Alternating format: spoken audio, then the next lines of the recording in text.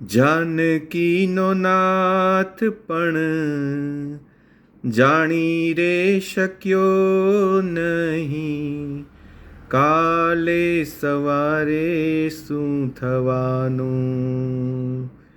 કાચી રે માટીનું કોડિયું આકાયા, ઝબકી ઝબકીને બુજાવાનું રે. જાનકીનો નાથ પણ જાણી રે શક્યો નહીં, કાલે સવારે શું થવાનું. જ્યારે જાણી નથી શકતા તો શા માટે દુઃખી થવાનું. એકદમ ખુશ રહીએ, વર્તમાન ક્ષણમાં આનંદમાં જ રહીએ. દરેક ક્ષણ એ રીતના વિતાવીએ કે જાણે આ આપણી છેલ્લી ક્ષણ જ છે. કોને ખબર છે ક્યારે આપણી ટિકિટ કન્ફર્મ છે. રિટર્ન ટિકિટ બધા લઈને આવ્યા છે, પણ કન્ફર્મ ક્યારે છે એ કોઈને ખબર નથી.